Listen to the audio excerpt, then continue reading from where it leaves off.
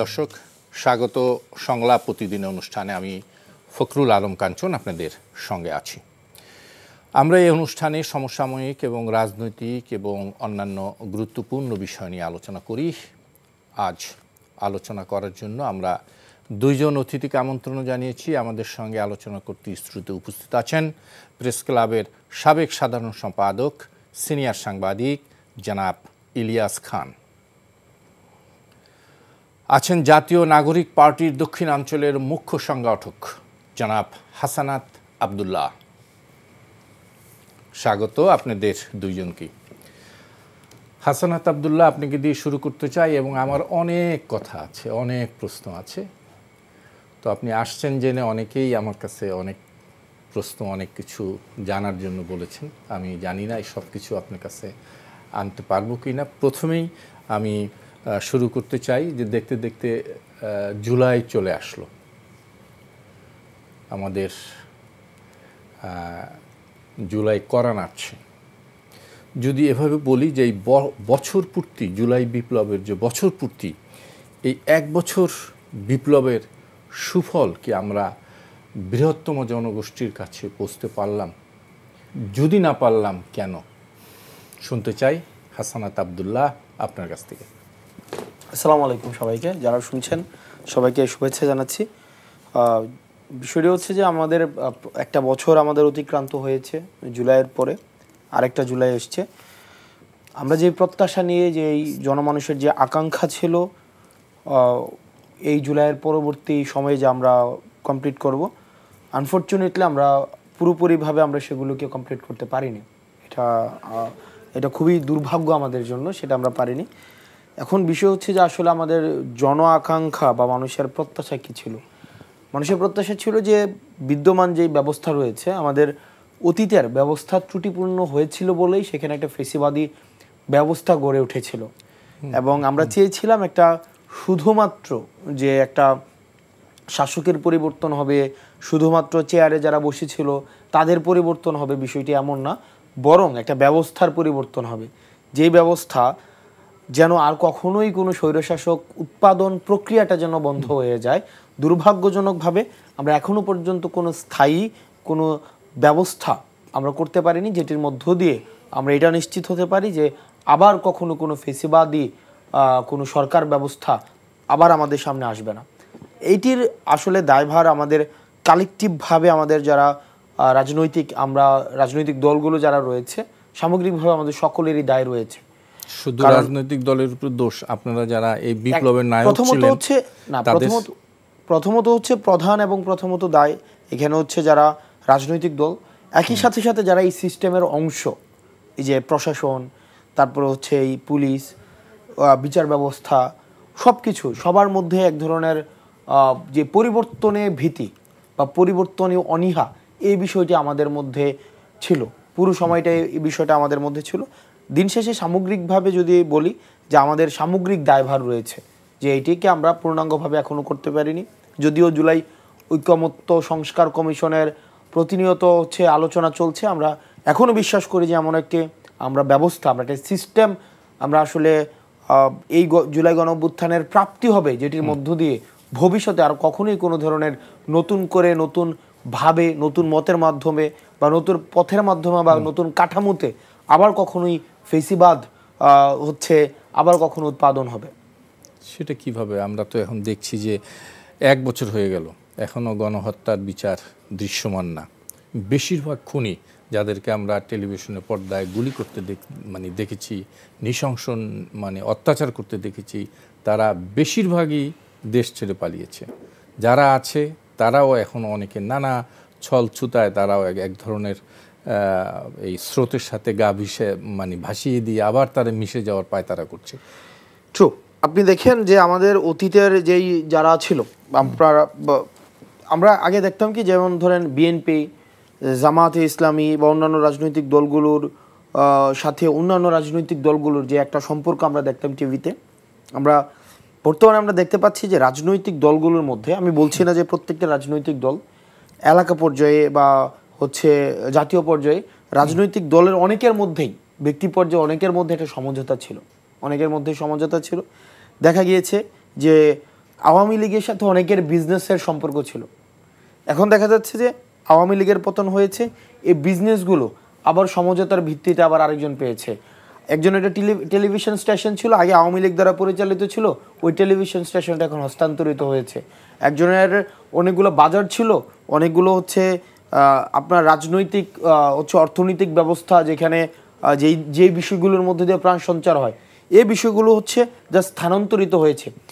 এই কাঠামোটা না দীর্ঘদিনের বোঝাপড়ার, এটা এমন না যে এটা 1-2 দিনে হয়েছে। এটা বাইপোলার সিস্টেম যেহেতু বাংলাদেশে ছিল, ক্ষমতা কাঠামোটা এই দ্বিকেন্দ্রীকরণ ছিল, তাদের মধ্যে একটা সমঝোতা ছিল, বলে সমঝোতার ভিত্তিতে হয়েছে। একই সাথে সাথে প্রশাসন এক্ষেত্রে সবচেয়ে বেশি দ্বিচারিতার সম্পর্ক, আমরা দ্বিচারিতা দেখেছি প্রশাসনের মধ্যে।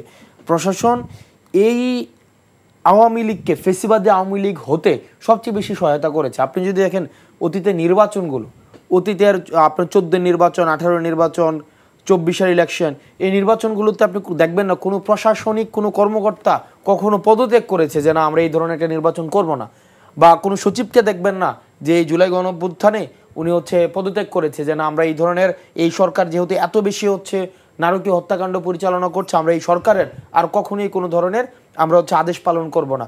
আপনি কোনো সামরিক কর্মকর্তাকে দেখবেন না, সবাই কিন্তু এই ফেসিবাদী কাঠামোর মধ্য দিয়েই তারা তাদের শাসন পরিচালিত করেছে।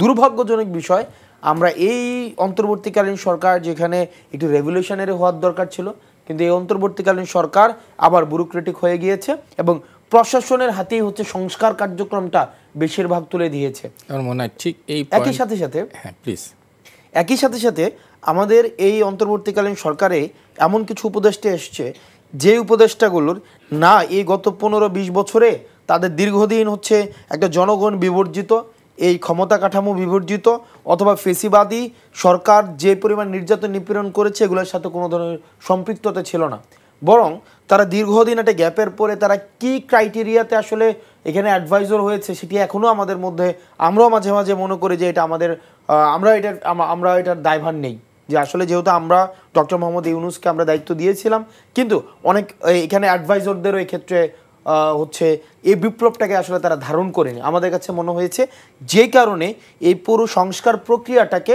এটা একটা ব্যুরোক্রেটিক নেচারের মধ্যে এটাকে হচ্ছে দিয়ে এখন, এবং যদি এক বাক্যে বলি, যারা এই ফেসিবাদী কাঠামোকে এতদিন ধরে সুসংহত করেছে আমরা তাদের হাতে আবার দায়িত্ব তুলে দিয়েছি যে একটা ফেসিবাদ মুক্ত বাংলাদেশ গড়ার জন্য, যার কারণে আজকে আমরা হচ্ছে প্রত্যাশিত আমরা লক্ষ্যমাত্রায় পৌঁছাতে পারিনি। আমার মনে হয় আমি একটু ইলিয়াস খানের কাছ থেকে ফিরে আবার ফিরছি আপনার কাছে। জনাব খান, অনেক কথা এসছে, তারপরে যদি বলি জুলাই বিপ্লবের আকাঙ্ক্ষা থেকে কি আমরা দূরে সরে গেছি? না, আপনাকে ধন্যবাদ, এবং আমার খুব ভালো লাগছে আজকে একজন জাতীয় বীর বলবো, বাংলাদেশের দীর্ঘদিন গণতন্ত্রহীন অবস্থায় ছিল, সেই গণতন্ত্র উদ্ধার করতে যারা জীবন বাজি রেখে লড়াই করেছে, আমাদের ছোট ভাই হাসনাত আবদুল্লাহ। না, আমরা একদম সরে গেছি তা বলার সুযোগ নেই, হয়তো হতাশ হওয়া যাবে না, কারণ একসময় কিন্তু হাসনাতদের উপর হতাশ ছিলাম আমরা, কারণ তারা যখন কোটা আন্দোলন করত ভাবতাম যে সকল গণতন্ত্রহীনতা, বৈষম্যের বিরুদ্ধে ছাত্ররা আন্দোলন করেছে আগে, এবং গণতন্ত্র উদ্ধারেও আন্দোলন করছে, কিন্তু তারা শুধু নিজেদের কথা বলছে, কিন্তু শেষে কিন্তু তারা ঠিকই বলেছে বাংলাদেশের মানুষের যে মনিজি কথা, এক দফায় তারা চলে এসছে, এবং এই এক দফার মাধ্যমে স্বৈরাচারী শেখ হাসিনার পতন ঘটেছে। এই জন্য আমি তাকে ধন্যবাদ জানাই। আমরা আজকে যে মুক্ত পরিবেশে কথা বলছি, নিশ্চয়ই আপনি অস্বীকার করবেন না যে এখানে কথা বলতে কে আসবেন কে আসবেন না, এটি কিন্তু বিশেষ জায়গা থেকে ইন্ডিকেট করা হতো, বিশেষ জায়গা থেকে লিজ দেওয়া হতো। আমার যে ধারণা সেই পরিবেশ আজ বাংলাদেশে নাই। তো হাসনাত যেটি বলেছেন আমি তার সাথে একমত যে আমাদের এখনও আশাহত হওয়ার সুযোগ নেই, কারণ এবারে আন্দোলনটি একটু ব্যতিক্রম। কিন্তু আপনি দেখবেন 90-এর গণ আন্দোলন, আমি তখন ঢাকা বিশ্ববিদ্যালয়ের ছাত্র, আপনি বোধহয় বেরিয়ে গেছেন তখন, সেটা কিন্তু একটা আরবান আন্দোলন ছিল। ঢাকা বিশ্ববিদ্যালয় এবং আশেপাশে জাহাঙ্গীরনগর বিশ্ববিদ্যালয় আশেপাশে কয়েকটি শিক্ষা প্রতিষ্ঠান কেন্দ্রিক, ঢাকার বাইরে এটার কোনো ছোঁয়া এটা কিছুই ছিল না। কিন্তু এবারের আন্দোলনটি কিন্তু প্রত্যেকটা মানুষকে ছুঁয়ে গেছে, যেমন সন্তানকে ছুঁয়েছে, তার বাবা মাকে ছুঁয়েছে, ইভেন কোনো কোনো ক্ষেত্রে তার দাদা দাদি নানা নানি তাদেরকেও ছুঁয়েছে। কারণ সন্তান যে আন্দোলন করতে যাচ্ছে, কোথায় যাচ্ছে, কি করছে, এটি বললাম আমি এই কারণে, এবার যেভাবে শেখ হাসিনার পতন হয়েছে, এখন তরুণরা যা চাচ্ছে, সবাই চাচ্ছে যে একটি নতুন পরিবেশ আসুক। তো সেটি রাজনীতিবিদরা গায়ের জোরে বা কৌশলে এড়িয়ে যাবেন এই সাধারণ মানুষের চাওয়া থেকে, সেই সুযোগ নেই। কারণ তাদের পেছনে একটি বড় গোষ্ঠী আছে, অনেকে বলে এটাকে দেখ, সেটাই আমি বলতে চাই না, কারণ ছাত্ররা আছে, অভিভাবকরা আছে, তারা কিন্তু দেখছে যে আপনি কি করছেন। সুতরাং যা ইচ্ছে তাই রাজনীতিবিদরা করে যাবেন নিজের সুবিধার জন্য, নিজের নির্বাচিত হওয়ার জন্য, সেটি করার এবার এই যে 1 বছরে যে আমাদের আকাঙ্ক্ষার, জন আকাঙ্ক্ষার, জি, তার তো কোনো প্রতিফলন আমরা দেখলাম না। না, সবচেয়ে বড় প্রতিফলন একটি মানুষ কথা বলতে পারছে, এটি গণতান্ত্রিক পরিবেশ। শুধু গণতান্ত্রিক পরিবেশ আর কথা বলার মানে পরিবেশের জন্য না, 15.5 বছর শেখ হাসিনা 15.5 বছর শেখ হাসিনা যে দুর্বিনীত শাসন চালিয়েছেন, যেমন এখন তো ধরুন অর্থনৈতিক ক্ষেত্রে কিছু ডেভেলপ হয়েছে, এটি অস্বীকার করার উপায় নেই, কিন্তু রিজার্ভ অনেক বেড়ে গেছে। দেখেন সব ব্যাংকগুলো তিনি শেষ করে দিয়েছিলেন, এবং ফ্রি স্টাইল ডাকাতির মতো। আগে মানুষ আপনার ঘরে টাকা থাকতো, আমি ডাকাত হলে আমি গিয়ে টাকা নিয়ে আসতাম। এখন মানুষ ব্যাংকে টাকা রাখে, ডাকাতরা গিয়ে ব্যাংক থেকে নিয়ে আসে। এই পরিবেশ তিনি সৃষ্টি করেছিলেন, সব প্রতিষ্ঠান শেষ করে দিয়েছেন, বিচার অঙ্গন থেকে শুরু করে ইভেন আমাদের সাংবাদিকতাও। আপনি ধরুন শেখ হাসিনার প্রেস কনফারেন্সে যে কথা বলতো সাংবাদিকরা, এটি পৃথিবীর ইতিহাসে কোথাও আছে বলে মনে হয় না। এবং আমি অনেকেই আমার যারা ক্লোজ আছেন তাদের কাছে লজ্জা পেতাম যে আমি একজন সাংবাদিক আর এরাও সাংবাদিক। এই পরিবেশ তো একজন ভয়ের সংস্কৃতি দিয়ে সব মানুষ কিন্তু সেন্সর হয়ে গিয়েছিলেন। একটু আগে আমাদের কথা আপনি বললেন, হাসনা তো বললেন, আপনারা কি হয়েছে, এসপি সাহেব নৌকোপক্ষে ভোট চাচ্ছে, ওসি সাহেব চাচ্ছে, ডিসি সাহেব চাচ্ছে, সরাসরি তাদের সর্বোচ্চ শাস্তি কি, তাকে অন্য জায়গায় বদলি করে দেওয়া হচ্ছে। বা সব ক্ষেত্রে তা হয় না, বদলি তো প্রমোশন হয়েছে আরো। এটা হ্যাঁ, এই যে সংস্কৃতি গড়ে তুলেছে, এত বেনিফিশিয়ারি সৃষ্টি করেছিলেন শেখ হাসিনা যে তারা পুরো দেশটাকে খুবলে খেয়েছিল। তার সেই থেকে তো উদ্ধার হয়েছে হাসনাতরা এবং অন্যান্য রাজনৈতিক দল, তারা বিএনপি সহ জামাত সব দলই আন্দোলন করেছে, তাদের মাধ্যমে তো উদ্ধার হয়েছে। সুতরাং 1 বছর অনেক সময়, বাট আমরা আশা করতে চাই যে, কারণ এখন নিশ্চয়ই আমাদের সেই আশা থাকবে ইলিয়াস, কিন্তু আমি প্লিজ আপনি শেষ করলে আমরা চাই যে আপনার কাছে যাব, পরিবর্তন কিছু হবে, আমরা আশা করতে চাই। যেমন বিচারের কথা আপনি বলেছেন, বিচার প্রক্রিয়া কিন্তু শুরু হয়েছে। শুরু হয়েছে। সুতরাং হতাশ হওয়ার কিছু নেই। সংস্কার অনেক বিষয়ে কিন্তু ঐকমত্য হয়েছে, এনসিপি, বিএনপি, জামাত ইসলাম, অনেক বিষয়ে তারা ঐকমত্য হয়েছে। এবং দিন শেষে আমি বিশ্বাস করতে চাই যে গণতান্ত্রিক শক্তিগুলো শেখ হাসিনার বিরুদ্ধে আন্দোলন করেছে, তাদের মধ্যে একটা ভাঙন ধরানোর কিন্তু চেষ্টা চলছে, একটা গোষ্ঠী ভাঙন ধরানোর চেষ্টা করছে, ফেসিস্ট যাতে আবার ফিরে আসতে পারে। কারণ ফেসিস্ট এত সুবিধা ভোগ করেছে 15.5 বছরে, সেটির মায়া কোনোভাবে ছাড়তে পারে না। এবং সেই সুবিধাভোগ অনেক নিচ পর্যন্ত, অনেক শিখর পর্যন্ত আছে। জি, নিশ্চয়ই আমি আসবো একটু ফিরে। হাসনাত, আপনি বলছিলেন এই সরকারের কথা, আমরাও বলি যে এই সরকার আপনাদের সরকার, অর্থাৎ এই সরকার গঠনে আপনাদের গুরুত্বপূর্ণ ভূমিকা ছিল। তো এই সরকারের যে যদি কোনো ব্যর্থতা থাকে, দায়ভার কি আপনারা নেবেন? ডেফিনেটলি আমরা আসলে এই জুলাই গণঅভ্যুত্থানের একটা অর্জন, যেটা আমরা আসলে আগে যেটা ছিল যে আমরা আগে সকল সফলতার কৃতিত্ব ছিল গণভবনের প্রধানের, যিনি সকল ব্যর্থতার দায়ভার ছিল জনগণের। কিন্তু আমরা একটা সংস্কৃতি আমরা চালু করতে চাই, বা এই সংস্কৃতির মধ্যে আমরা মনে করি এটা চর্চা করছি আমরা দীর্ঘদিন ধরে, সেটা হচ্ছে আমরা আমাদের ব্যর্থতার দায়ভার আমরা নেই, এবং আমরা আমাদের সীমাবদ্ধতাগুলোকে আমরা প্রকাশ করি, যাতে করে এই সীমাবদ্ধতাকে যতক্ষণ পর্যন্ত যদি আপনি স্বীকৃতিই না দেন, তাহলে এই সীমাবদ্ধতার উপরে কাজ করা আসলে সম্ভব হয় না। আমরা শুরুতেই বলেছি যে এটা আমাদের সীমাবদ্ধতা ছিল, যে আমরা আসলে এই সংস্কার প্রক্রিয়াটা যথাযথ কর্তৃপক্ষের কাছে আসলে আমরা দিতে পারিনি। আমরা আস্থা রেখেছিলাম, কিন্তু দীর্ঘ 1 বছরের বেশি সময়ে হয়ে যাওয়ার পর আমাদের যে বিচার এবং সংস্কারের দৃশ্যমান অগ্রগতি এখনো পর্যন্ত আমরা দেখতে পাইনি। যেখানে আমাদের প্রায়োরিটি, এই গভর্নমেন্ট প্রায়োরিটি সেট করতে মনে হয়েছে যে এখানে আরও বেশি দায়িত্বশীল আচরণ করা উচিত ছিল, যে কোন কাজগুলো আগে করবে, কোন কাজগুলো পরে করবে। দুর্ভাগ্যজনক বিষয় হচ্ছে যে সরকার প্রায়োরিটি এখানে অনেক বেশি অপ্রত্যাশিত অনেক কাজগুলোকে আগে করেছে, কিছু কাজ পরে করেছে। যেখানে আমাদের জুলাইয়ের আহত শহীদেরা আমাদের প্রথম এবং প্রধান গুরুত্বের জায়গা থাকা উচিত ছিল। এখনো পর্যন্ত 1 বছর চলে গিয়েছে, আমরা জুলাই আহতদের এখনো পর্যন্ত সুচিকিৎসা নিশ্চিত করতে পারিনি। শহীদ পরিবারকে এখনো পর্যন্ত তাদের যে ক্ষতিপূরণ সেটিকে আমরা দিতে পারিনি। আপনি যদি দেখেন, বিচারের জন্য আহত শহীদ পরিবার দাঁড়ে দাঁড়িয়ে ঘুরছে, মামলা বাণিজ্য এটিকে পুঁজি করে, জুলাই গণঅভ্যুত্থানকে পুঁজি করে মামলা বাণিজ্য হয়েছে, যে মামলা বাণিজ্য শিকার হয়েছে আরও অসংখ্য অসংখ্য হচ্ছে যাদের কোনো ধরনের অপরাধ নেই, এই মামলাকে একটা রাজনৈতিক হাতিয়ার হিসেবে ব্যবহার করা হয়েছে, যেটির মধ্য দিয়ে মূল যে মামলাগুলো, মেরিটযুক্ত যে মামলাগুলো, সেগুলোকেও প্রশ্নবিদ্ধ করা হয়েছে। সরকারের উচিত ছিল এই জায়গাগুলোতে সবচেয়ে বেশি গুরুত্ব দেওয়ার, সেটি দেয়নি। সেটির দায়ভার যেমন সরকারের, একই সাথে সাথে দায়ভার আমাদেরও রয়েছে। দ্বিতীয়ত, ইনস্টিটিউশনগুলো সংস্কারের ক্ষেত্রে সরকারের আরও বেশি দৃঢ় হওয়া উচিত ছিল। সরকার সব জায়গায় যে অনুরোধ করবে বিষয়টি এমন না। সরকারকে মানুষ অর্ডার দিবে, সরকার কোনো জায়গায় সরকার কঠিন হবে, সিদ্ধান্ত দৃঢ়ভাবে নেবে, সেই জায়গায় আমরা সরকারকে সব জায়গায় দেখি অনুরোধ সূচক এক ধরনের, যেন সরকার কনফিডেন্সের মনে হয় ঘাটতি রয়েছে। কোনো একটা সংস্কারমূলক কোনো সিদ্ধান্ত বাস্তবায়নের ক্ষেত্রে সরকারের দেখা যায় সবসময় অনুনয় বিনয়, দেখা যায় এমন একটা ফ্রেজাইল একটা সংস্কার প্রস্তাব দেয় যেটিকে পাবলিক রিয়েকশনের মধ্য দিয়ে পরবর্তীতে আবার পরিবর্তন করে, যেটা আসলে সরকারের চরিত্রের সাথে যায় না। সরকার ক্ষেত্রবিশেষে কঠিন হবে, ক্ষেত্রবিশেষে সরকার অনেক বেশি বিনয়ী হবে। সরকারের সব ধরনের আচরণ আমরা সরকার থেকে প্রত্যাশা করি। ইতিবাচক কাজে সরকারের যে দৃঢ়তা, সেই দৃঢ়তাও কিন্তু আমরা প্রত্যাশা করি, কিন্তু সরকার সেটিতেও দৃঢ়তার পরিচয় দিতে পারেনি সরকার। সেজন্য এর কারণ কি? সেজন্য সরকারের এই ক্ষেত্রে আমার মনে হচ্ছে সরকার যিনি পরিচালনা করছেন বা যারা পরিচালনা করছেন তাদের আগে এনজিও চালানোর অভিজ্ঞতা ছিল। তারা মনে হয় নিজেদেরকে এখনো পর্যন্ত ওই এনজিওর থেকে বেশি কিছু, তাদের বেশিরভাগ ক্ষেত্রে, অনেককেই, সবাইকে না, অনেক উপদেষ্টা অনেক ভালো কাজ করছেন, অনেক উপদেষ্টা অনেক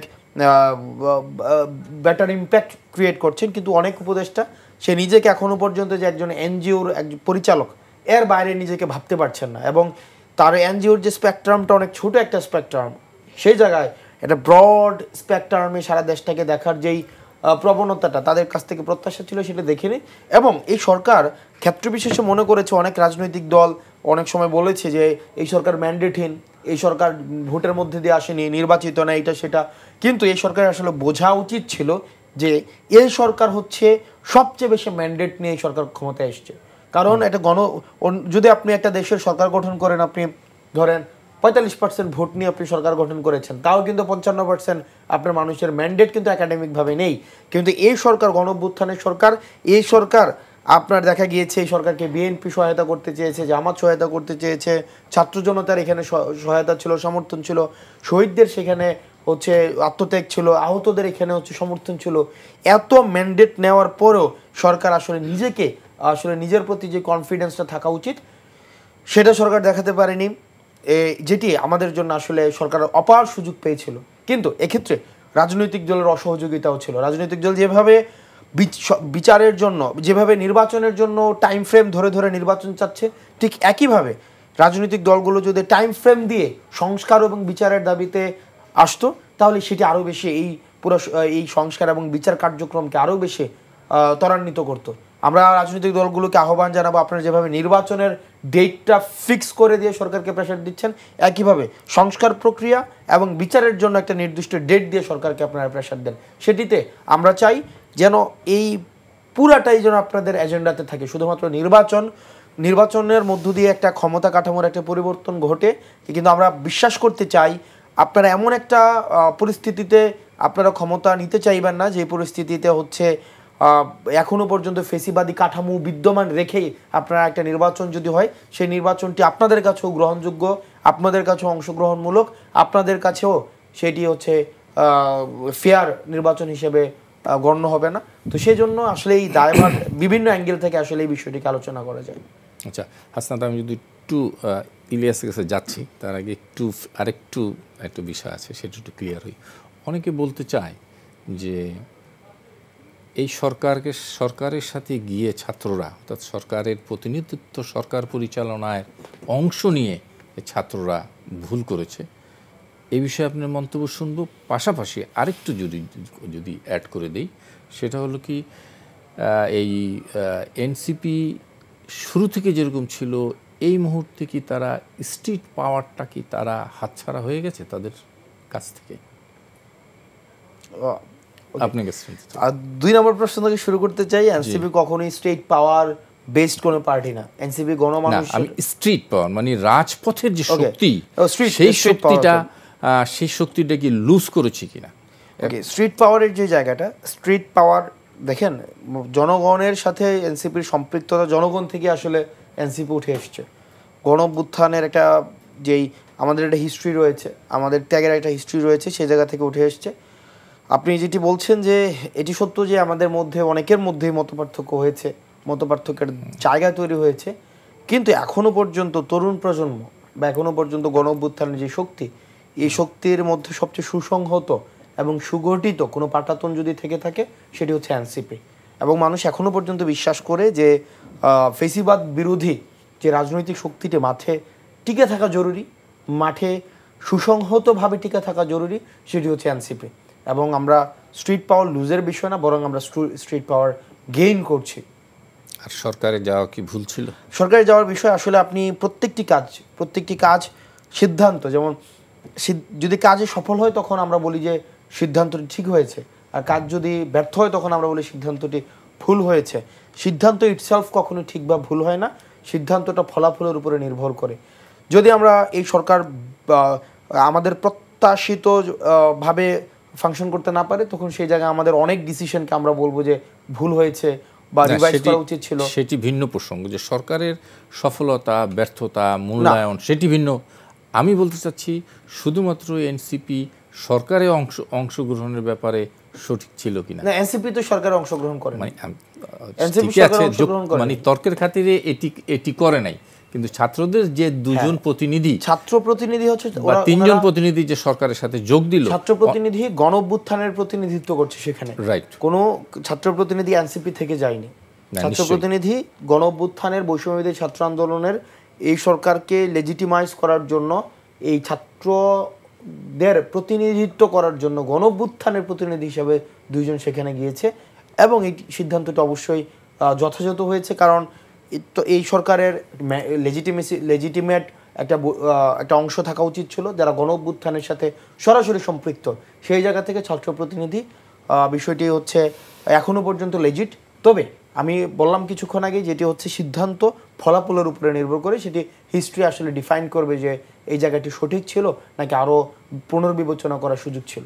ছাত্রদের কাছ থেকে কি এই সিদ্ধান্ত নেওয়ার মানে কারণে আপনাদের কোনো দূরত্ব তৈরি হয়েছে? না, আমাদের দূরত্ব তৈরি হয়নি। ছাত্রদের মধ্য থেকে কোনো দূরত্ব আপনারা ফিল করছেন কিনা? যে না, অনেকেই বলছেন যে তারা তো সরকারে আছে আমাদের। দেখুন, যেটি হয়েছে যে ছাত্রদের আরও প্রত্যাশা বাড়িয়েছে, প্রত্যাশার পারদ বাড়িয়েছে। আমরা যখন ফিল করি যে ছাত্র প্রতিনিধি আমাদের রয়েছে, অনেক ডিসিশনের ক্ষেত্রে আমরা ফিল করি যে তারা আমাদের প্রতিনিধিত্ব করবে। যেমন গত কিছুদিন আগে যদি আপনি দেখেন যে দিবস নিয়ে কথা হচ্ছিল, যে 8ই আগস্ট একটি দিবসের একটি সিদ্ধান্ত দেওয়া হয়েছিল, সেই জায়গায় ছাত্রদের একটা বা আমাদের সাধারণ জনগণের একটা প্রতিবাদ দেখা গিয়েছে। এবং এক ধরনের 8ই আগস্টে বিশেষ কোনো দিবস না রাখার ক্ষেত্রে সম্মতি উৎপাদন দেখা গিয়েছে বিভিন্ন জায়গায়। তো সেটির একটি ফলাফল আমরা দেখতে পেয়েছি। তো আমাদের অনেক ছাত্র সম্পৃক্ত অনেক ইস্যু, জনগণ সম্পৃক্ত অনেক ইস্যুতে এখনো পর্যন্ত আমরা ছাত্র উপদেষ্টাদের উপরে আস্থা রাখতে চাই। একই সাথে সাথে আবার অনেক সিদ্ধান্তের জন্য ছাত্র উপদেষ্টাদেরকে আবার আমরা দায়ী করতে চাই। যেমন আমাদের জুলাই ঘোষণাপত্রটি এখনো পর্যন্ত তারা দিতে সক্ষম হয়নি, সেই জায়গাটি তো তাদেরকে আমরা আসলে প্রশ্নবিদ্ধ করতে চাই। জনাব ইলিয়াস, আমি একটি প্রশ্ন করি। আমার আজকে হাসনাতের কথাই আমরা শুনি। হ্যাঁ, ধরুন এই যে একটি কথা আছে, অনেকে বলে দুর্মুখরা, যে শেখ হাসিনার একজন পিয়ন, শেখ হাসিনার ভাষ্য অনুযায়ী তার এই 15.5 বছরে 400 কোটি টাকার মালিক। সেটা তো শেখ হাসিনা প্রেস ব্রিফিংয়ে বলেছেন। হ্যাঁ, ব্রিফিংয়ে বলেছেন। একজন ছাত্র উপদেষ্টার একজন পিএস ছিল, পিএস বা এফপিএস, তিনিও 100 কোটি টাকা ইনকাম করেন। তারপর একজন দরবেশ সাহেবকে দেখলাম সচিবালয়ে, তিনি নাকি সারাক্ষণ। এই কারণে কি ছাত্রদের উপর মানুষের আস্থা কমবে? এবং অনেক মন্ত্রণালয়ের ছাত্র প্রতিনিধি এখনও আছে, এটিকে আপনারা কীভাবে দেখেন? দেখুন, এই ক্ষেত্রে যে উপদেষ্টা আসিফ মহোদয়ের যিনি এপিএস ছিলেন, তো এপিএসের বিরুদ্ধে যে অভিযোগটি এসছে, সে অভিযোগটি আসার সাথে সাথেই কিন্তু এই উপদেষ্টাই কিন্তু দুদকের হচ্ছে, বা এই উপদেষ্টাই কিন্তু হচ্ছে নিজেই অভিযোগ দিয়েছে। মানে অতীতের ক্ষেত্রে আমরা যেটি দেখেছি, সেখানে হচ্ছে প্রেস কনফারেন্সের মধ্যে দেখা যাচ্ছে যে প্রধান যিনি ছিলেন তৎকালীন সরকারের, তিনি বলছেন আর গর্ব করে বলছেন। সেই জায়গায় আমরা ব্যতিক্রমটি যে জায়গায় দেখছি, সেখানে হচ্ছে উনিই কিন্তু আইনগত ব্যবস্থা নিয়েছেন এবং এটি হচ্ছে তদন্ত চলমান রয়েছে। দ্বিতীয়ত যে বিষয়টি রয়েছে, যিনি হচ্ছেন পাঠ্যপুস্তক যে বিষয়টির সাথে দুর্নীতির সাথে জড়িত ছিল, দেখেন এক্ষেত্রে অভিযোগ আসছে, এখনো পর্যন্ত কিন্তু প্রমাণিত হয়নি। উনি ওনার জায়গা থেকে বলেছেন যে, ইভেন উপদেষ্টাও বলেছেন বা এনসিটিভির তৎকালীন সময়ের চেয়ারম্যানও বলেছেন যে আমাদের তৎকালীন সময়ে আমি একটি ঘটনা উল্লেখ করতে চাই। তৎকালীন সময়ের উপদেষ্টা, শিক্ষা উপদেষ্টা ওয়াহিদুদ্দিন মাহমুদ ছিলেন। তৎকালীন বই ছাপানোর দায়িত্ব, বই সেপ্টেম্বরে আসার কথা ছিল, আগস্ট সেপ্টেম্বরে, কিন্তু বই অক্টোবর নভেম্বরে হচ্ছে বই ছাপানো তখন সম্ভব হয়নি। তখন তৎকালীন উপদেষ্টা দেখা গিয়েছিল তখন আইন শৃঙ্খলা পরিস্থিতি স্বাভাবিক হয়নি, পুলিশ সুগঠিত হয়নি, তখন দেখা যায় একটা সিন্ডিকেট, যুবলীগের নেতৃত্বে একটা সিন্ডিকেট, রাজবাড়ির যুবলীগের নেতৃত্বে একটা সিন্ডিকেট, তখন দেখা যায় যে আর্ট পেপার এবং হচ্ছে কাগজ সেগুলো স্টক করে রাখে এবং সেগুলো তারা সরকারকে দিতে অনীহা প্রকাশ করে। সেই জায়গায় উপদেষ্টা ওয়াহিদুদ্দিন মাহমুদ স্যার নিজেই বলেছেন শিক্ষার্থীরা তখন এই সরকারকে সহায়তা করে বিভিন্ন জায়গা থেকে আপনার আর্ট কার্ড সংগ্রহ, কাগজ সংগ্রহ, প্রশাসনের সহায়তায় সেগুলো হচ্ছে সরকারি কোষাগারে সেগুলো হস্তান্তর করে। তো এই বিষয়টিকে হচ্ছে পরবর্তীতে বিভিন্ন কাগজ মালিক বা তৎকালীন সিন্ডিকেট ভিন্নভাবে সেগুলো উপস্থাপনের চেষ্টা করে। এখনো পর্যন্ত বিষয়টি কিন্তু তদন্ত সাপেক্ষ। 400 কোটি টাকা মোট কাগজে আমদানি করা হয়েছে, 100 কোটি টাকা সেখানে দেওয়া হয়েছে যে 400 কোটি টাকার নাকি সেখানে দুর্নীতি। পরবর্তীতে সেটি আবার নেমে আসছে 35 কোটি টাকার মধ্যে। তো এখনো পর্যন্ত যেহেতু বিষয়টি দুর্নীতি দমন কমিশন এখনো পর্যন্ত তদন্ত সাপেক্ষ রয়েছে, এবং সবচেয়ে ইতিবাচক যে বিষয়টি যে এই সরকারের কাছাকাছি থাকা লোকেদের বিরুদ্ধেই কিন্তু সবচেয়ে বেশি হচ্ছে এই যে তদন্তগুলো পরিচালিত হচ্ছে, যেটি স্বাগত জানাই। তদন্ত ফলাফল পরবর্তীতে কি হয় সেটি আমরা অবশ্যই দেখব, কিন্তু এই যে পিক অ্যান্ড চুজ সেখানে কোনো ইনভেস্টিগেশনের দিকে যাচ্ছে না, শুধুমাত্র বিরোধী দল, শুধুমাত্র এই বিষয়টি না, বরং আপনি যদি দেখেন এই সরকারের আওয়ামী লীগ সরকার থেকেও সবচেয়ে বেশি আলোচিত দুর্নীতি কিন্তু এগুলোই। তো তার মানে এই সরকারকে আমরা এই জায়গাটিতে আমরা একটা ধন্যবাদ দিতে চাই। একই সাথে সাথে দুর্নীতি দমন কমিশনের সংস্কার প্রয়োজন রয়েছে, কারণ দুর্নীতি দমন কমিশনেরও যে ধরনের হচ্ছে দেখা যাচ্ছে যে বিভিন্ন দুর্নীতির এখনও পর্যন্ত প্রপারলি ফাংশনাল না হওয়া। তো সার্বিকভাবে এই বিষয়টি সত্য যে যখনই দুর্নীতির অভিযোগ আসে, অর্থনৈতিক কোনো অভিযোগ, সেটি মানুষের কাছ থেকে একটি দূরত্ব সৃষ্টি করে।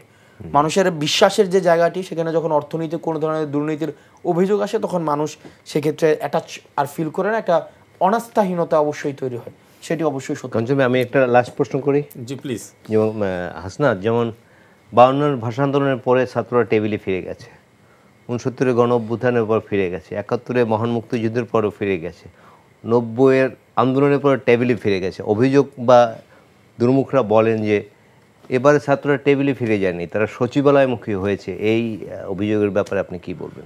এই অভিযোগটি সর্বৈব সত্য নয়, এই অভিযোগ সর্বৈব সত্য নয়, কারণ হচ্ছে আপনি যদি দেখেন 90-এর যে প্রেক্ষাপট ছিল, আসলে বাস্তবতা যেটি হয়েছে আমরা সচিবালয়মুখী হয়নি, বরং আমরা এই সংস্কার কার্যক্রমটি এবং বিচারের কার্যক্রমটি যেন হচ্ছে যথাযথভাবে হয়, এবং এই গণঅভ্যুত্থান পরবর্তী আমরা হচ্ছে যারা ছাত্ররা অবশ্যই যারা আমাদের পড়াশোনা শেষ, আমাদের কাছে মনে হয়েছে যে এই সংস্কার প্রক্রিয়াটি এবং পরবর্তীতে আমাদের এই সংস্কার প্রক্রিয়ার মধ্যে অংশগ্রহণ করার জন্য রাজনৈতিক দল আবশ্যক। কারণ আপনি যখন রাজনৈতিক দল ছাড়া আপনি সংস্কার কার্যক্রমের মধ্যে অংশগ্রহণ করছেন, আলোচনায় অংশগ্রহণ করছেন, তখন সেটার ম্যান্ডেটকে আপনি শুধুমাত্র ছাত্রনাগরিকের এই পরিচয় আপনি সংস্কার কার্যক্রমের ট্রেডিশনাল কোনো হচ্ছে এই প্রসেসে হচ্ছে আপনি অংশগ্রহণ করতে পারবেন না। সেটির জন্য হচ্ছে আমাদের রাজনৈতিক দল গঠন করা, এবং একই সাথে আপনার ছাত্রনাগরিক যতক্ষণ পর্যন্ত ইতিবাচক কাজের সাথে জড়িত টেবিলে থেকে এবং হচ্ছে রাজনৈতিক কার্যক্রমে অংশগ্রহণ করার মধ্য দিয়ে হচ্ছে একই সাথেই হচ্ছে দেশের ইতিবাচক ভূমিকা রাখা যায়। এবং ছাত্ররাই হচ্ছে যখনই দেশ সংকটে পড়েছে, ছাত্ররাই কিন্তু উদ্ধার করেছে। আপনি 52 বলেন, 71, 90 সব সময় ছাত্রদের ভূমিকাটাই কিন্তু সবচেয়ে বেশি মুখ্য ছিল। 90 যেটি হয়েছে, আপনি যেটি বলেছেন যে যখন তখন 3 দফার একটি চুক্তি হয়েছিল, আপনি দেখেন তখনকার রাজনৈতিক দলগুলো কিন্তু সেই জায়গা থেকে সরে গিয়েছে। আমরা সেই বিষয়টি চাইনি, আমরা চেয়েছি যাতে করে মানুষের জন আকাঙ্ক্ষার যেই হচ্ছে সিস্টেম ডেভেলপমেন্টের যেই আকাঙ্ক্ষাটি তৈরি হয়েছে সেটি যেন যথাযথভাবে প্রয়োগ হতে পারে, সেজন্য হচ্ছে আমরা রাজনৈতিক দল গঠন করেছি। হাসনাত আব্দুল্লাহ, আর একটু আপনার কাছ থেকে শুনতে চাই জুলাই। আজকে আমরা হাসনাতের কথাই বেশি শুনি, কারণ মানুষ শুনতে চায় তাকে। নিশ্চয়ই শুনতে চায়, মানুষ শুনতে চায়। জুলাই ঘোষণাপত্র নিয়ে এক ধরনের অনিশ্চয়তা তৈরি হয়েছে, যদিও সেটা একটা কনক্লুশন আসছে। আপনার কি মনে হয় কেন জুলাই ঘোষণা নিয়ে এত বিলম্ব, এত ইয়া হলো কেন? এখানে প্রথম যে বিষয়টি সেটা হচ্ছে যে সরকারের উচিত ছিল, আমরা প্রথম যখন ডিসেম্বরের 31 তারিখ আমরা জুলাই ঘোষণাপত্র দিতে যাই, তখন সরকার নিজে কমিটমেন্ট দিয়েছে যে সেটি তারা রাজনৈতিক ঐক্যমত্যের ভিত্তিতে তারা দিবে। দ্বিতীয় দফায় যখন আমরা আওয়ামী লীগ নিষিদ্ধের আন্দোলন করি, তখন সেখানে দেখা যায় যে সরকার কিন্তু বায়বীয় কোনো বিষয় না, সরকার এক্সিস্ট করে, সরকার একটা ইনস্টিটিউশন বলেছে যে 30 কর্মদিবসের মধ্যে 13 ওয়ার্কিং ডে এর মধ্যে সে আপনার জুলাই ঘোষণাপত্র দিবে। আমরা যখন 30 কর্মদিবসের পরে এখনো পর্যন্ত সরকারের কাছ থেকে কিন্তু কোনো ধরনের বক্তব্য আসেনি। সরকার কেন দিতে পারেনি, কবে নাগাদ দিবে, বা এই বিষয়ে কোনো ধরনের মন্তব্য সরকার থেকে আমরা পাইনি, যেটি সরকারের এক্সিস্টেন্সকে আসলে প্রশ্নবিদ্ধ করে, বা সরকারের সদিচ্ছাকে প্রশ্নবিদ্ধ করে, বা সরকার যে অতীতে একটি সরকার কমিটমেন্ট দিয়েছে এটি কিন্তু ধরেন সাধারণ কোনো ধরনের বক্তব্য না, রাজনৈতিক কোনো প্ল্যাটফর্মে কোনো র্যাটোরিক কোনো কথাবার্তা না, যে সরকার নিজের জায়গা থেকে যখন একটা কমিটমেন্ট দেয় বা কোনো একটা ডেট দেয় সেটা একটা মিনিং আছে, সেটা ইনস্টিটিউশনাল একটা ভ্যালু আছে। আমরা দেখলাম যে সরকারের সেক্ষেত্রে ইনস্টিটিউশনাল ভ্যালু সেখানে প্রশ্নবিদ্ধ হয়েছে। এবার আসেন যে বিষয়টি, সেটি হচ্ছে যে এই জুলাই ঘোষণাপত্র, এই বিষয়টি দেখেন, এই একটা বিপ্লবের একটা স্বীকৃতি প্রয়োজন। আপনি কনস্টিটিউশনাল ফ্রেমওয়ার্কে যে কোনো ধরনের বিপ্লব সেটা হচ্ছে রাষ্ট্রবিরোধী কনস্টিটিউশনের জায়গা থেকে। আমাদের বিদ্যমান যে মুজিববাদী যে কনস্টিটিউশন রয়েছে, যেটি আমরা বারবার রিফর্ম চাচ্ছি, যেটি বারবার আমরা আমূল পরিবর্তন চাচ্ছি, আমরা সেটির পরিবর্তন চাচ্ছি, সেটিতে কিন্তু যে কোনো ধরনের বিপ্লব, যে কোনো ধরনের গণঅভ্যুত্থান সেটি কিন্তু রাষ্ট্রবিরোধী অ্যাক্টিভিটি হিসেবে সেটি আপনার বিবেচনা করা হয়। সেই জায়গা থেকে এই বিপ্লবে যতগুলো অংশীজন রয়েছে, স্টেক হোল্ডার রয়েছে, ছাত্র, নাগরিক, সেখানে সকল শ্রেণী পেশার মানুষ। কিছুক্ষণ আগে ভাই যেটি বলছিলেন, অতীতের যে আন্দোলনগুলো ছিল সেগুলো হয়তো ঢাকা কেন্দ্রিক ছিল বা কোনো একটা অঞ্চল কেন্দ্রিক ছিল, এই যে এটি সার্বজনীনতা পেয়েছে, সেখানে আমাদের এই প্রত্যেকটা স্টেক হোল্ডারের স্বীকৃতি প্রয়োজন। এই বিপ্লবটি কেন হয়েছে, আজকে আপনার 24 কেন হইল, 24 তো এটার প্রেক্ষাপট, এই ফেসিবাদী হাসিনা কিভাবে তৈরি হয়েছে, এই প্রেক্ষাপটটা এবং এটার যে জরুরাত ছিল, এই বিপ্লবের যে জরুরাতটা ছিল, সেটির জন্য আমাদের এটিকেই ব্যাখ্যা করে, এটিকেই একাডেমিক স্বীকৃতি দেওয়ার জন্য এবং আমাদের এই সংবিধানে সংযুক্তির জন্য আমাদের এই জুলাই ঘোষণাপত্রটি প্রয়োজন। জি না, 71-এ মুক্তিযুদ্ধের পরে এত বড় বিজয় কিন্তু কি বলে এই দেশের মানুষ দেখেনি, এত রক্তক্ষয় দেখেনি, কত মানুষ অসুস্থ অবস্থায় সারা জীবনের জন্য পঙ্গু হয়ে গেছে, চোখ হারিয়েছে। এই ঘটনা এটি যদি না থাকে যথাযথভাবে, সেটি কিন্তু এই যারা আন্দোলন করেছে তাদের সাথে বেইমানি করা হবে। সুতরাং হাসান যেটি বলেছেন আমিও তার সাথে একমত। জুলাই ঘোষণা যথাযথভাবে যার যা অবদান যা কিছু আছে সেটি সংবিধানে যাতে সন্নিবেশিত হয় সেই করা উচিত। এবং এই আন্দোলনকে অনেকে ছোট করতে চান, আমি দেখেছি, এটি খুব দুর্ভাগ্যজনক। আমরা কিন্তু একটা নিশ্চয়ই অনেকেরই অবদান ছিল, বাট এই ছাত্ররা কিন্তু জগদ্দল পাথর সরিয়েছে, বিরাট বিষয়টা। অনেকের মনে হয়েছিল যে এত বেনিফিশিয়ারি সৃষ্টি করেছে শেখ হাসিনাকে, যে কোনোদিন আর ফেলা যাবে না, তার বোধহয় ক্ষমতা থেকে নামবে না জীবদ্দশায়, কিন্তু সেটি কিন্তু তারা বাস্তব করেছে, এটি কিন্তু সম্ভব করেছে। এই অবদানকে ছোট করে দেখার কিন্তু কোনো সুযোগ নেই, বরং যিনি ছোট করতে চাইবেন তিনিই ছোট হবেন। সুতরাং এই দিবসের বা এই যে 36শে জুলাই আমরা যেটি বলি, এই দিনগুলো যাতে আমাদের ইতিহাসে, আমাদের মননে, আমাদের চেতনায় সব সময় থাকে, সেই ব্যবস্থা করা উচিত বলে আমি মনে করি। জি হাসনাত, এবার একটু আপনার দলের দিকে একটু ফিরি। আপনার দল গঠন প্রক্রিয়া, দলের এখনও নিবন্ধন হয়নি, আপনারা আবেদন করেছেন, কিন্তু এর মাঝে আমরা দেখলাম দলের মধ্যে এক ধরনের অনৈক্য আছে। সর্বশেষ একজন আপনার নারী নেত্রী উমামা ফাতেমা, তিনি স্ট্যাটাস দিয়ে আপনার দল থেকে সরে গেছেন এবং বেশ কিছু অভিযোগ করেছেন। হ্যাঁ, বৈষম্য বিরোধী থেকে চলে এসছেন। আমি শুনতে চাই আপনার কাছ থেকে। সবচেয়ে এটি হচ্ছে ভুল তথ্য। একটা আমার হচ্ছে ওমামা ফাতিমা এনসিপির কোনো সদস্য না। বৈষম্য বিরোধী ছাত্র আন্দোলন এটা একটি অরাজনৈতিক একটি সংগঠন নিশ্চয়ই। আর আমাদের যে রাজনৈতিক যেটি দল সেটা হচ্ছে এনসিপি। ওমামা ফাতিমা কিন্তু এনসিপিতে যুক্ত হয়নি। ওমামা বৈষম্য বিরোধী ছাত্র আন্দোলনের মুখপাত্র হিসেবে দায়িত্ব পালন করেছিলেন একটা দীর্ঘদিন। আমরা বৈষম্য বিরোধী ছাত্র আন্দোলনের অনেকেই রয়েছে যারা এনসিপিতে আসেনি। বৈষম্য বিরোধী ছাত্র আন্দোলনের অনেকেই রয়েছে যারা হয়তো অন্য রাজনৈতিক দলে যুক্ত হয়েছে। বৈষম্য বিরোধী ছাত্র আন্দোলনের অনেকেই রয়েছে তারা ভিন্ন প্ল্যাটফর্মে তারা অংশগ্রহণ করেছে। সেক্ষেত্রে যে এই জায়গাটা একটা ভুল তথ্য সেখানে ছড়ানো হয়েছে সেটা হচ্ছে ওমামা ফাতেমা এনসিপি থেকে পদত্যাগ করেছে। ওমামা ফাতেমা তো এনসিপিতে যুক্তই হয়নি, তো পদত্যাগের প্রশ্ন কিভাবে আসবে? এক নাম্বার বিষয়। না, আমি একটু ইন্টারাপ্ট করি। সেটা হচ্ছে চলে যেতেই পারে বা ভিন্নমত পোষণ করতেই পারে, কিন্তু যে সমস্ত অভিযোগ সে ওয়ালে লিখে মানে তার ফেসবুক মানে পোস্টে লিখে সে যে সমস্ত আপনাদের বিরুদ্ধে যে সমস্ত কথাবার্তার অভিযোগগুলো এসছে, আপনারা সেটা কিভাবে মূল্যায়ন করেন? দেখুন, সে তো এনসিপিতে তর্কের খাতিরে এটি মেনে নিচ্ছি, আপনার কথা ঠিক। না, সে যদি বৈষম্য বিরোধী ছাত্র আন্দোলন থেকে পদত্যাগ করে, বৈষম্য বিরোধী ছাত্র আন্দোলনের তো আপনিও নেতা ছিলেন। জি, আমি সে জায়গা দেখেন, বৈষম্য বিরোধী ছাত্র আন্দোলনে আমাদের অনেক নেতৃবৃন্দ ছিল যারা কেউ এনসিপিতে যুক্ত হয়েছে, কেউ অন্য কোনো প্ল্যাটফর্মে যুক্ত হয়েছে, কেউ অন্য কোনো রাজনৈতিক দলে যুক্ত হয়েছে। সেক্ষেত্রে ওমামা ফাতিমা বৈষম্য বিরোধী ছাত্র আন্দোলনেই থেকে গেছে। এখন আমরা এনসিপিতে চলে আসছি। এখন ওমামা ফাতিমা আমি তো বৈষম্য ছেড়ে এনসিপিতে আসছি। ঠিক ওমামা ফাতিমা সে বৈষম্য এখন ছেড়ে দিয়েছে, সে ছেড়ে দিয়ে সে অন্য কোনো রাজনৈতিক দলে যায়নি।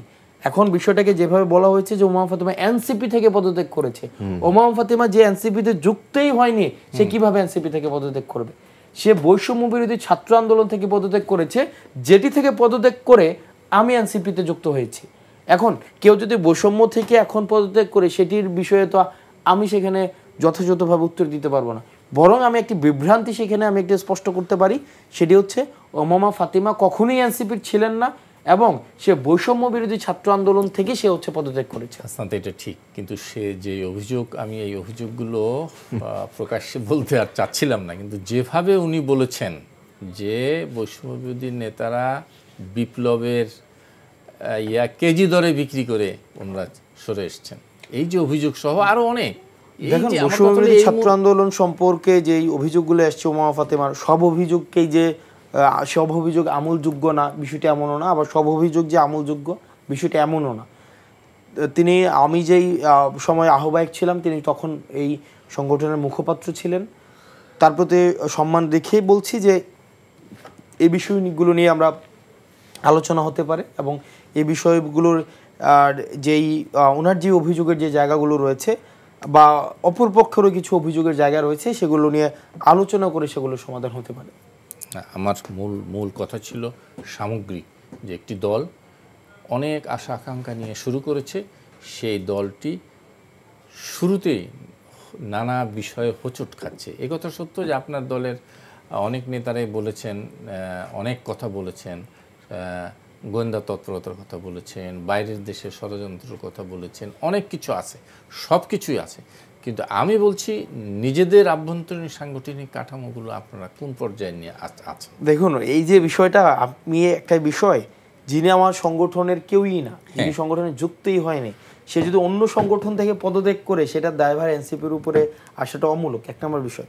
দুই নম্বর বিষয়, এনসিপির যেই অভ্যন্তরীণ যে সাংগঠনিক যে শৃঙ্খলা, অভ্যন্তরীণ সাংগঠনিক কার্যক্রম, আপনি জেনে থাকবেন যে এনসিপিতে নানা মতের মানুষ এসছে, নানা দর্শনের মানুষ আসছে, নানা রাজনৈতিক বোঝাপড়ার সেখানে মানুষ আসছে।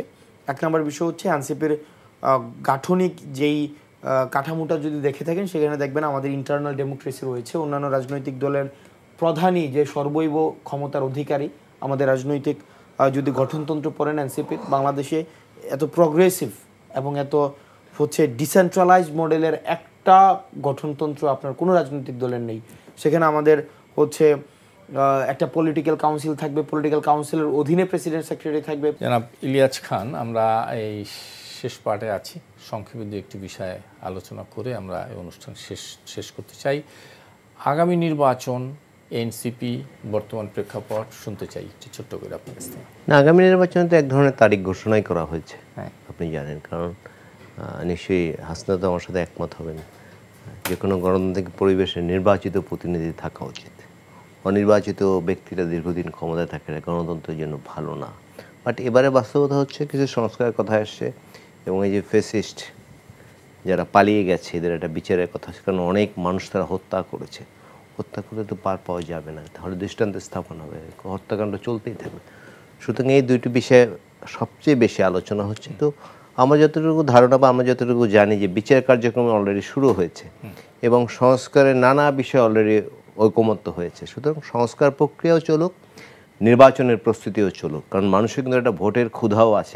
আমরা যেটা বলি 15.5 বছরে কিন্তু মানুষ শুধু পার্লামেন্ট না, স্থানীয় সরকার নির্বাচন, ট্রেড বোর্ডের নির্বাচন, প্রফেশনাল বোর্ডের নির্বাচন, সে আপনার মনে আছে যে আগে এফবিসিসিআই, শেষ এই এফবিসিসিআই, বিএমএ, ইঞ্জিনিয়ার্সের বিশাল বিশাল ইলেকশন হতো, আমরা কাভার করতাম, আমরা যখন ইউনিভার্সিটির ছাত্র বা তরুণ রিপোর্টার। কিন্তু এগুলো ছিল না, কিন্তু ওই তেজগাঁও থেকে বলে দেওয়া হতো যে অমুক সভাপতি, অমুক সিটে এমন এমন ব্যক্তি হতো যাদের নামও আমরা কোনোদিন শুনিনি। সুতরাং মানুষ কিন্তু ভোট দিতে পারেনি। তারপর এখন ধরুন যাদের বয়স এই 35 থেকে 40-42, তারা কিন্তু কোনোদিন ভোট দিতে পারেনি।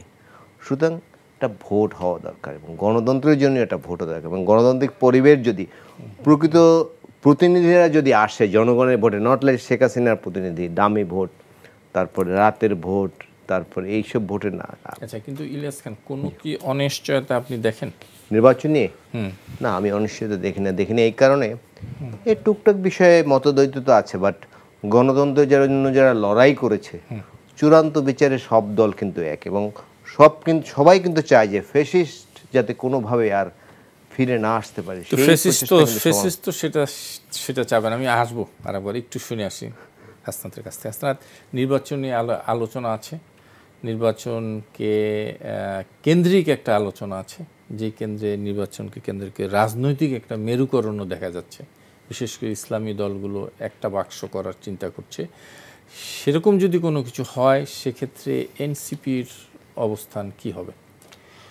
এনসিপি এখনো পর্যন্ত হচ্ছে নির্বাচন পরিবেশ, নির্বাচন যেই পদ্ধতি এবং নির্বাচনের জন্য যেই সুষ্ঠু সংস্কার কার্যক্রমের প্রতি হচ্ছে আমরা বেশি মনোযোগ দিচ্ছি, যাতে করে আমরা এমন একটি নির্বাচন চাই যেটা আর পরবর্তীতে প্রশ্নবিদ্ধ না হয়, এবং আমরা এমন একটি নির্বাচন চাই যেটার মধ্য দিয়ে যেন যেই ক্ষমতায় আসুক তিনি যেন গ্রহণযোগ্য হয়, এবং এমন একটি নির্বাচন চাই যে নির্বাচন হবে অংশগ্রহণমূলক, প্রতিনিধিত্ব থাকবে যে নির্বাচনে, যে নির্বাচনের আগে থেকে যদি ফলাফল বলে দেওয়া যায়। নির্বাচনে একটা গুরুত্বপূর্ণ হচ্ছে একটা ক্যারেক্টারিস্টিক্স হচ্ছে সে নির্বাচনের মধ্যে আনসার্টেনিটি থাকতে হবে, অনিশ্চয়তা থাকতে হবে। নির্বাচনের আগেই যদি আপনি ফলাফল জানেন, তখন মানুষের মধ্যে ভোট প্রদানে একটা অনীহা সৃষ্টি হয়। যেমন অন্যান্য অতীতে যখন আমরা দেখতাম যে ফেসিবাদী হাসিনা যখন কোনো নির্বাচন করতেন, সেখানে নির্বাচনে রাজনৈতিক দলকে কিভাবে অংশগ্রহণ করাবে সেটি হচ্ছে তার প্রধান হচ্ছে ইলেকশন ইঞ্জিনিয়ারিংয়ের একটা অন্যতম কর্মসূচি ছিল, যে রাজনৈতিক দলগুলোকে কিভাবে নির্বাচন অংশগ্রহণের করিয়ে একটা নির্বাচনের ম্যান্ডেট আদায় করে নেওয়া। বরং আমাদের মনে হয় সরকারের উচিত রাজনৈতিক দল অংশগ্রহণ করবে, একই সাথে সাথে জনগণ যেন নির্বাচনে হচ্ছে সব প্রণোদিত হয়ে হচ্ছে ভোট প্রদান করে, সেটির একটি সুষ্ঠু পরিবেশ তৈরি করা। সেই ক্ষেত্রে ধরেন, এবং সেটির জন্য এনসিপি নির্বাচনী জোট, ইলেকটোরাল কোনো ধরনের অ্যালায়েন্স বা এই বিষয়গুলো, সেগুলো হচ্ছে প্রেক্ষাপট অনুযায়ী সেগুলো হচ্ছে বিবেচনাযোগ্য। কিন্তু এখনো পর্যন্ত আমরা আহত শহীদের বিচার এবং হচ্ছে একটা সুষ্ঠু ইনস্টিটিউশনাল রিফরমেশন, যেটির মধ্য দিয়ে একটা গ্রহণযোগ্য ফ্রি, ফেয়ার অ্যান্ড পার্টিসিপেটরি নির্বাচন হতে পারে, সেই জায়গাটিতে হচ্ছে আমরা মনোযোগ দিতে যাচ্ছি। সেই ক্ষেত্রে ধরেন অন্যতম একটি বিষয় হচ্ছে লেভেল প্লেইং ফিল্ড। দ্বিতীয়ত সংস্কারের কথা বলছেন, দৃশ্যমান বিচার প্রক্রিয়ার কথা বলেছেন। তো এগুলো যদি সব কিছু আধো আধো হয়, তাহলে সেক্ষেত্রে আপনারা কি করবেন? এবং আরেকটি বিষয় এখন খুব সামনে এসছে, সেটি হচ্ছে সংখ্যানুপাতিক ভিত্তিতে রেজাল্টটা হওয়া। সেটাও যদি না হয়, অথবা অর্ধেক মানা হইলো অর্ধেক মানা হইলো না, এমন একটা পরিস্থিতি হইলে সেক্ষেত্রে কি করবে? দেখুন, দিন শেষে এই সিদ্ধান্তগুলো রাজনৈতিক সিদ্ধান্ত।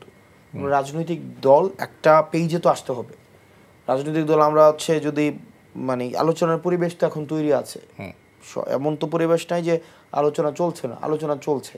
এবং আমরা বিশ্বাস করি এই আলোচনার মধ্য দিয়ে আমরা সবাই একটা মিউচুয়াল একটা গ্রাউন্ডে পৌঁছাতে পারবো, যেটির মধ্য দিয়ে আমরা যে কোনো ধরনের রাষ্ট্রীয় সংকটকে আমরা মোকাবেলা করতে পারবো। একটি রাজনৈতিক দল তো আশা নিয়ে আছে যে নির্বাচন হলে তারা বিজয়ী হবে, কিন্তু জ্যানত্যানভাবে তারা নির্বাচন চাচ্ছে। তাহলে প্রধান বা উল্লেখযোগ্য না, রাজনৈতিক যেনতনভাবে চাচ্ছে না, তারা চাচ্ছে বাংলাদেশে একটা গণতান্ত্রিক পরিবেশ আসুক, একটা সেটি হোক, নির্বাচন হোক। কিন্তু মুখ্য এই যে লেভেল প্লেয়িং ফিল্ডের কথা বলা হচ্ছে, দেখুন আপনাদের এই যে একটি রাজনৈতিক দল একটি এই বিষয়গুলো না ফেসিবাদী সরকারের সময় আমরা এইভাবে হচ্ছে কথা বলতাম যে ধরেন, বাট এই যে প্রথমেই বললেন না যে আমাদের আসলে এই অভ্যুত্থানের অর্জন কি, অভ্যুত্থানের অর্জন হচ্ছে এইভাবে আমাদের কোনো মাস্ক করে কথা বলতে হয় না। আমরা মানে আপনি বিএনপি, আমার কাছেও মনে হয়নি যে বিএনপি জ্যানত্যানভাবে ক্ষমতায় আসতে চায়। বিএনপির দীর্ঘমেয়াদী রাজনীতির জন্য, দীর্ঘমেয়াদী গণতন্ত্রের জন্যই আমাদের হচ্ছে একটি গ্রহণযোগ্য নির্বাচনের পরিবেশ আমাদের সবাই মিলে তৈরি করা উচিত, যাতে করে সেটি হচ্ছে একটি সবার কাছেই এটি প্রতিনিধিত্বশীল একটি নির্বাচন হয়, এবং যেটির মধ্য দিয়ে আমরা প্রমাণ করতে পারি যে দীর্ঘদিন ফেসিবাদী কাঠামোতে যে ধরনের নির্বাচন হতো তার থেকে ব্যতিক্রম সবার কাছে গ্রহণযোগ্য একটি নির্বাচন যেন আমরা করতে পারি। সেক্ষেত্রে বিএনপি এক্ষেত্রে একটা উল্লেখযোগ্য স্টেক হোল্ডার। একই সাথে সাথে অন্যান্য রাজনৈতিক দলগুলোকেও আমরা হচ্ছে ইনসিগনিফিক্যান্ট ভাবার কোনো সুযোগ নেই। প্রত্যেকটি রাজনৈতিক দল সেক্ষেত্রে হচ্ছে জনগণের ম্যান্ডেট নিয়ে এই ফেসিবাদী লড়াইয়ে একটা দীর্ঘ সময় যাদের লড়াইয়ের ইতিহাস রয়েছে, তো সেই জায়গা থেকে এই গণতান্ত্রিক সংকট উত্তরণের ক্ষেত্রে সবার মতামত নিয়েই একটি হচ্ছে আমরা একটা সেম পেজে আসতে চাই, যেটির মধ্য দিয়ে আমরা সংকটগুলোকে অ্যাভয়েড করতে পারি। খান, সংকটগুলো কি? না, আমি এটাই বলতে চাই যে ছোট রাজনৈতিক দল, বড় রাজনৈতিক দল ডাজন্ট ম্যাটার। সবার আকাঙ্ক্ষা কি ছিল? একটি গণতান্ত্রিক পরিবেশ বাংলাদেশে, গণতন্ত্রের মুক্তি, আপদ মুক্তি। মানে কেউ কেউ তো মনে করছে যে গণতান্ত্রিক যে পরিবেশ সেটা হয়ে গেছে, আমার জন্য হয়ে গেছে, সমস্যা কি? না না না, এটি মনে করলে হবে না। ও যেটি হাসনাত যেটি বলেছেন, কোনো ধরনের স্বৈরাচার যেন আবার সৃষ্টি না হয় কোনো ব্যবস্থার মধ্যে দিয়ে, সেটি যাতে বন্ধ করা যায় সেই চেষ্টা করা উচিত। এবং এখন তো আলোচনা চলছে, বিভিন্ন দল করছে, মাঝে মাঝে বিরোধ হচ্ছে, আবার অনেক বিষয় ঐকমত্য হচ্ছে, এটি খুব পজিটিভ সাইন। হ্যাঁ, এর মধ্যে দিয়ে একটি সমাধান আসবে বলে আমি বিশ্বাস করি। কারণ দিন শেষে 56,000 বর্গমাইলকে রাজনৈতিক নেতাদের নানা সমালোচনা করি, তারাও কিন্তু ভালোবাসে, আমরাও ভালোবাসি। এই 56,000 বর্গমাইল এখানে যাতে আর কোনো ধরনের এই স্বৈরাচারী শাসন ব্যবস্থা, ফ্যাসিস্ট শাসন ব্যবস্থা ফিরে না আসতে পারে, সেই চেষ্টা কিন্তু আমরা সবাই করব। এবং সেটি নিয়ে তো এখন কাজ চলছে। আমাদের যারা, যদিও হাসনাত বলেছেন যে তারা এনজিও চালিয়েছেন, তারপর তারা দেশ তো চালায়, অনেকে এনজিও চালিয়েছে, সেই প্রসঙ্গে আমি যাব না। তো সবাই মিলে একটা ভালো সমাধান হবে। বারবার বসছে বিভিন্ন দল, বিএনপি, জামাত, এনসিপি, অন্যান্য দল যারা আছে তারাও বসছে, তর্ক বিতর্ক সব কিছুর মধ্যে। এটাই তো গণতান্ত্রিক প্র্যাকটিস। বিভিন্ন ভিন্নমত থাকবে, আবার কিছু বিষয়ে ঐকমত্য হবে। সবার শেষে বড় কথা হচ্ছে দেশটাকে আমরা ভালোবাসি। আগে যদি ভালো কম বাসতাম, এখন ভালোবাসতে হবে। কারণ অনেক রক্তের বিনিময়ে দেশটি আবার মুক্ত হয়েছে। কারণ 15.5 বছর থেকে ফ্যাসিস্টের অধীনে ছিল, মানুষের কথা বলার অধিকার ছিল না, মানবাধিকার ছিল না, মানুষ গুম করতো, বাইরে গিয়ে আপনি অফিস থেকে বেরিয়ে বাসায় যেতে পারবেন কিনা নিশ্চয়তা ছিল না। বাট সেই অবস্থা থেকে আমরা কিছুটা মুক্তি পেয়েছি। এটি যাতে আরও ভালো মুক্তি পেতে পারি সেই চেষ্টাই আমরা সবাই মিলে করছি। এবং সেজন্যই একটি গণতান্ত্রিক সরকার দ্রুত নির্বাচনের মধ্য দিয়ে নির্বাচিত প্রতিনিধিদের কাছে ক্ষমতা হস্তান্তর করা। নিশ্চয়ই আমরা সেই প্রত্যাশা করি। অনুষ্ঠান শেষ করে দেবো, 30 সেকেন্ড যদি আপনার কাছ থেকে শুনতে চাই। ভাইয়ের সাথে যুক্ত করছি, সেটা হচ্ছে দ্রুত সংস্কার সহ নির্বাচনের মধ্য দিয়েই সেটা হওয়া উচিত। সংস্কার সহ শুধুমাত্র একটি নির্বাচনের মধ্য দিয়ে আমরা ইতিবাচক পরিবর্তন আসলে আমরা দেখতে পাবো না। শুধুমাত্র একটা জিনিস দেখেন, অতীতের বিদ্যমান যেই রাষ্ট্র ব্যবস্থাটা ত্রুটিপূর্ণ ছিল বলে একটা গণঅভ্যুত্থান হয়েছে। তো এটা ত্রুটিপূর্ণ প্রমাণিত রাষ্ট্র ব্যবস্থাকে রেখেই যদি আবার আমি একটা নির্বাচন দিই, সেক্ষেত্রে হচ্ছে যারাই ক্ষমতায় আসুক তারাও প্রপারলি ফাংশন করতে পারবে না। সুতরাং তাদের স্বার্থেই হচ্ছে আমাদের এই রাষ্ট্র কাঠামোর প্রমাণিত ত্রুটিপূর্ণ রাষ্ট্র কাঠামোটাকেই ঢেলে সাজানো উচিত, এবং একটা নির্বাচনের মধ্য দিয়েই হচ্ছে আবার আমাদের গণতান্ত্রিক উত্তরণের যাত্রাটা শুরু করা উচিত। জি, জনাব ইলিয়াস খান, জনাব হাসনাত আবদুল্লাহ, আপনাদের দুজনকে অনেক অনেক ধন্যবাদ। দর্শক, আপনাদেরকে ধন্যবাদ যারা এতক্ষণ আমাদের সঙ্গে ছিলেন। আগামী অনুষ্ঠানে আবার দেখা হবে। শুভ সন্ধ্যা।